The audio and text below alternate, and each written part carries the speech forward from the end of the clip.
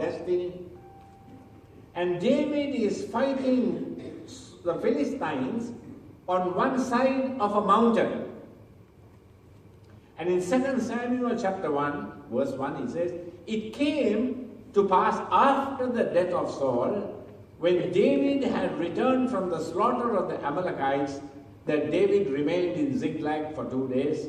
And on the third day, behold, a man came out of the camp from Saul with his clothes torn, and said to him, Your enemy is dead.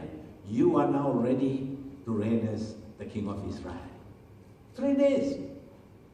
And for those of you who are interested in studying the Bible in a deeper way, there's a lot of significance in the third day.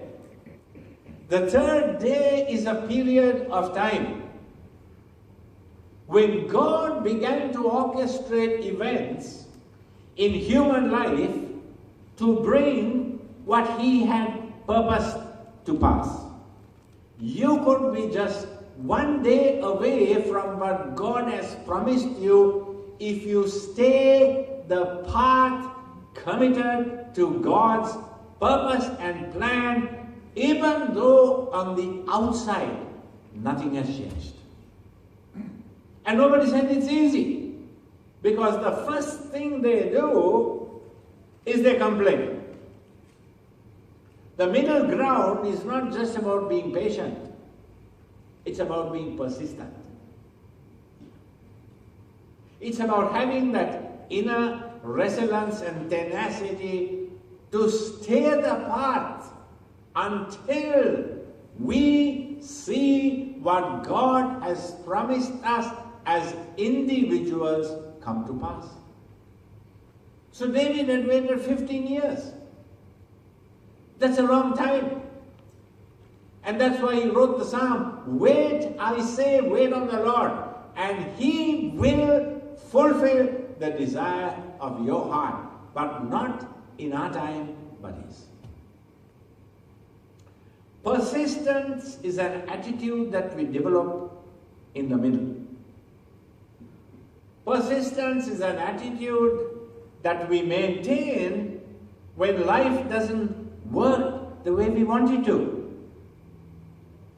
In the middle of our crisis, in the middle of our journey, we have to make a decision and a life choice.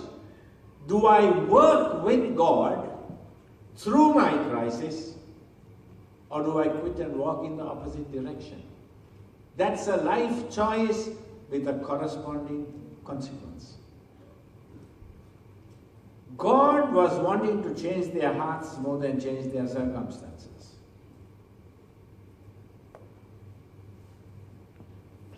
You know, before God works through us, He works in us. And they were complaining. And you know what they were saying? They were accusing God of over-promising and under-delivering. I hear people all the time, you know, what's the use?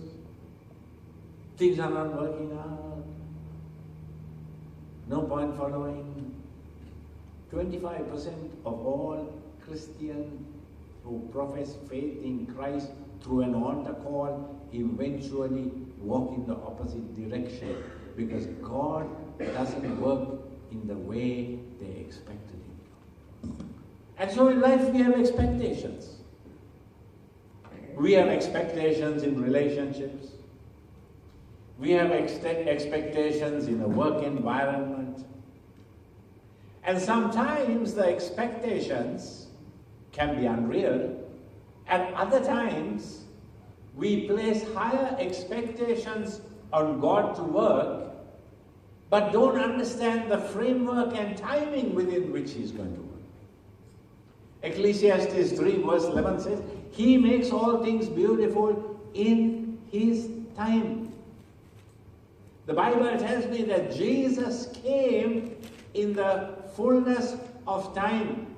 God has predetermined a timeline for every one of us. And if we can align our desires with His timeline and surrender totally to His Lordship, then we are assured that what He has purposed will eventually come to pass. But people get tired of waiting, because we live in a culture that devalues waiting. Bill Shorten could have continued as opposition leader for another 3 years if he wanted to. But he quit. And that's the difference between Eastern democracies and Western. In the Eastern ones, they want to stay for 90 years. We have parallels overseas in Sri Lanka. It's got very quiet here. I like the president of Sri Lanka who said, I'm not resigning because nobody asked me to. That's another story.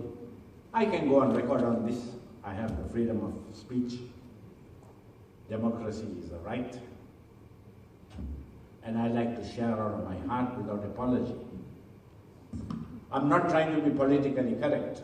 I was saved by the grace of God and saved soundly to stand up for what I truly believe in, even on a public forum.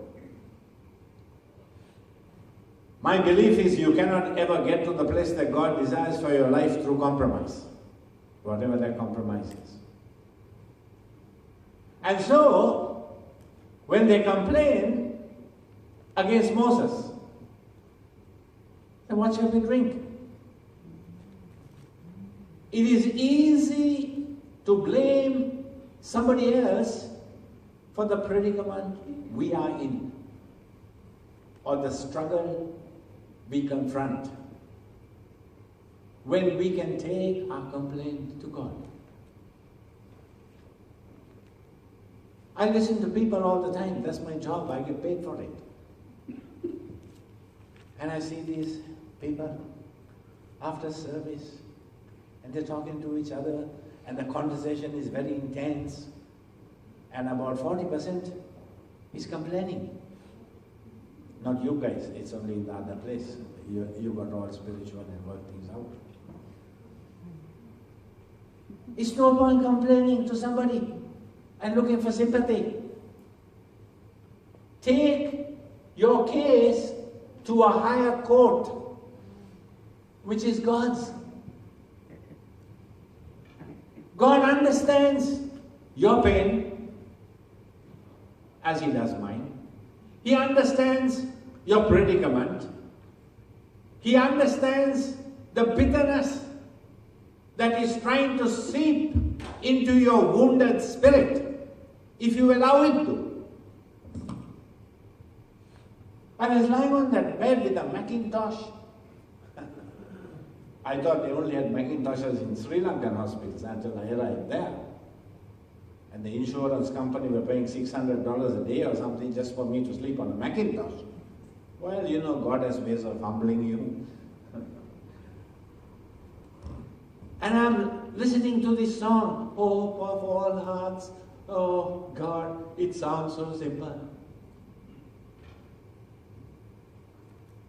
And then I went through a catharsis as I began to convulse emotionally, because I came to the realization that my life is out of my control. And I have to give control to God. For any of us in the natural to want to do. We want to be in control,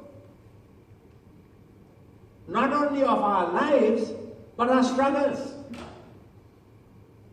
But at some point in the journey of life, surrender means giving God control of my Mara, even though I want to hold on and manipulate things so that it might work in my favor. And then there was a knock. It's 11 o'clock at night or 11:15 at night. And I was weeping uncontrollably. And I rang my wife, and she's at home, she can't help me. I had a knock.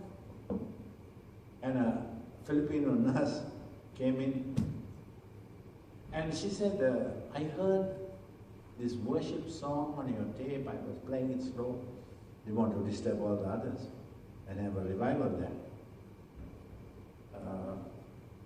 And she said, I sense the Lord sent me to just encourage you. There in that hospital,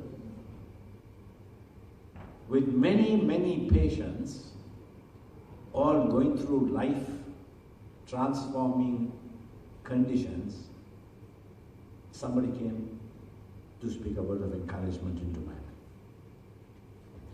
And that happened only after I surrendered my situation to God. And it wasn't easy, I must say.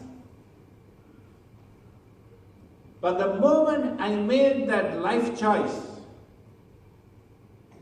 to look to God, to